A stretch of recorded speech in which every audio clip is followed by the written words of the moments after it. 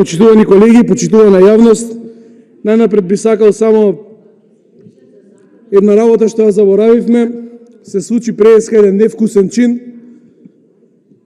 Талат Џафери, поранешниот председател на Република Македонија, го нарече со погрдно име, па така очекувам да не бега како што избега преска, туку да дојде да се извини на македонската јавност, бидејќи тој председател бил избран од македонските граѓани.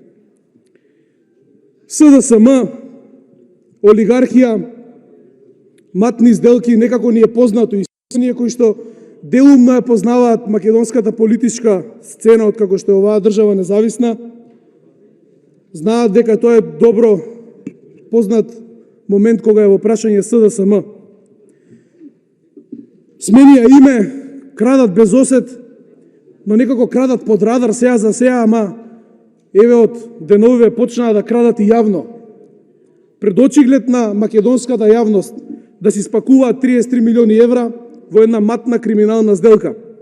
Добро е што еви најголем дел од македонската јавност се запозна со овој историски преседан за македонската политичка сцена. Историски затоа што ќе остане запаметен како тат, како совршено криминалната приватизација. Социјалдемократите за секогаш на врат ќе си го носат овој срам, оваа криминално-мафијашка сделка од 33 милиони евра помеѓу Заев и Мак Петров. Заев може овој спор или крими сделка да го реши со еден подпис. Маските ќе ве молам да ги ставите.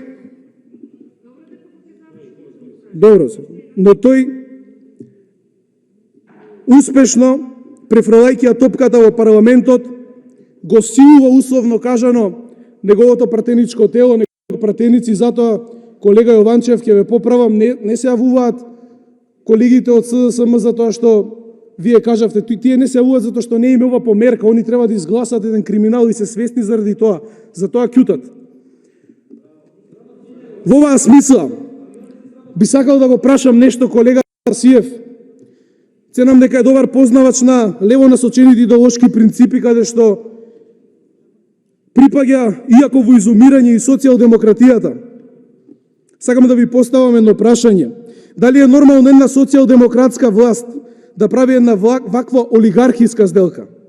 Дали е нормално една социјалдемократска власт да прави олигархиски бизниси додека нема пари за леп, додека народот нема пари за леп, додека здравството е во колапс, образованието не постои, криминалците се во меден месец?